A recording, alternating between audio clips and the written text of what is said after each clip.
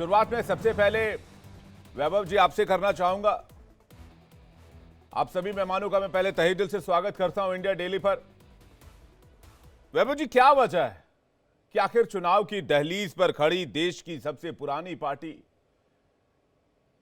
एक राष्ट्रीय पार्टी,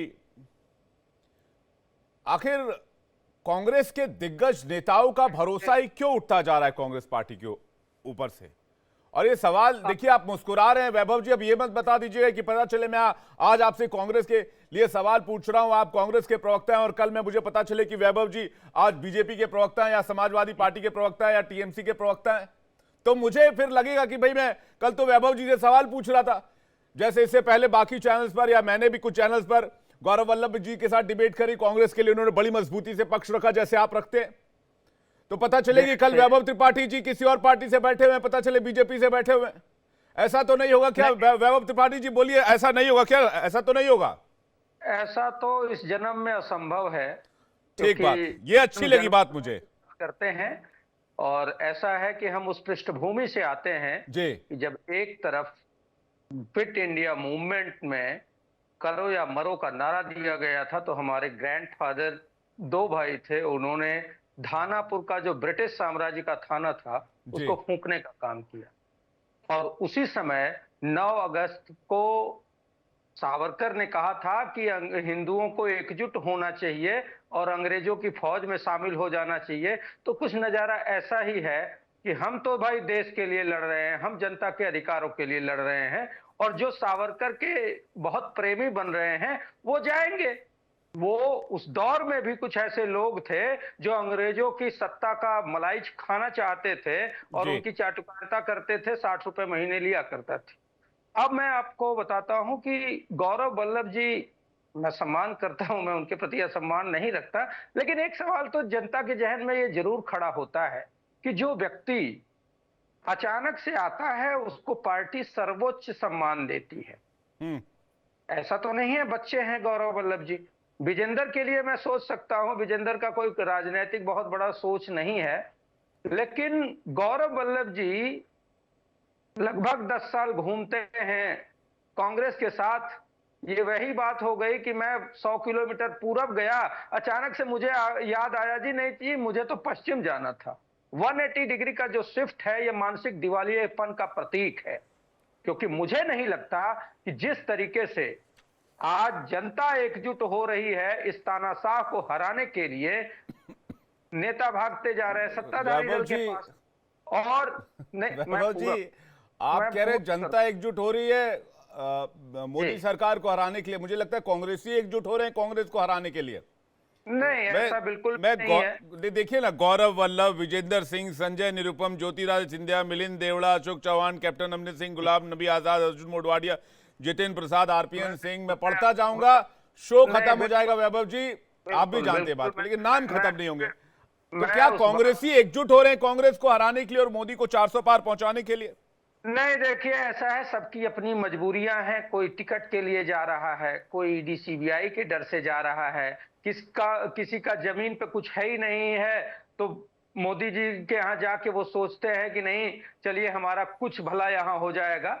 तो सबके अपने अपने कारण है, लेकिन जनता का जो मूड है, मैं आपको बता दूं कि 2004 की तरह जनता एकजुट है। 2004 में भी आदरणीय प्रेम कुमार जी बैठे हैं, उनको पता होगा क्या माहौल बन रहा था, और जनता ने एकदम से उलट दिया इस वजह से कि सत्ता का अहंकार, तानाशाह, महंगाई, बेरोजगारी, इन सब चीजों से जब जनता त्रस्त होती है तो वो ये नहीं देखती है कि गौरव वल्लभ प्रोफेसर थे, वो प्रोफेसर जिनको एक ऐसे अंगूठा टेक व्यक्ति ने हरा दिया उनके घर में विधानसभा चुनाव, जिसको कि एमएलए का फुल फॉर्म नहीं पता था, तो अब जाके वही गौरव कहेंगे कि एमएलए साहब, विधायक जी नमस्कार। तो ये जो कह रहे हैं ना, ये मिथ्या आरोप है। जब भाजपा में जाएंगे तो कुछ तो कहेंगे आपको। ठीक है, आप कह रहे हैं कि कुछ तो मजबूरियां रही होंगी, यूं ही कोई बेवफा नहीं होता।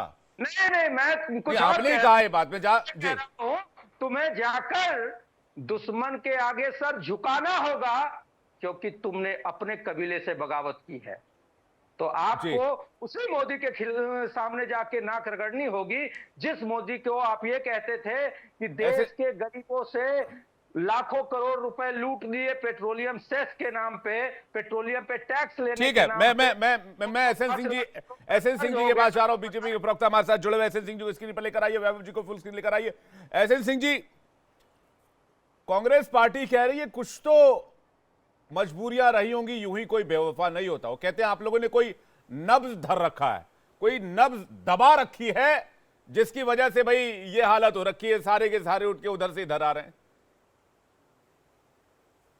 विवेक जी, एक कहावत है कि तेरे पैरों के नीचे जमीन नहीं है, लेकिन क्या करूं तुझे यकीन नहीं है। वही हालत है, बड़े चिंता का विषय है कांग्रेस के लिए। लेकिन आज भी देखिए कि कांग्रेस के मित्र अपनी चिंता नहीं कर रहे हैं कि क्या हालात हो गए। आज देश की जितनी पार्टियां हैं उसमें अधिकांश पार्टियां इन्हीं में से निकली हुई हैं।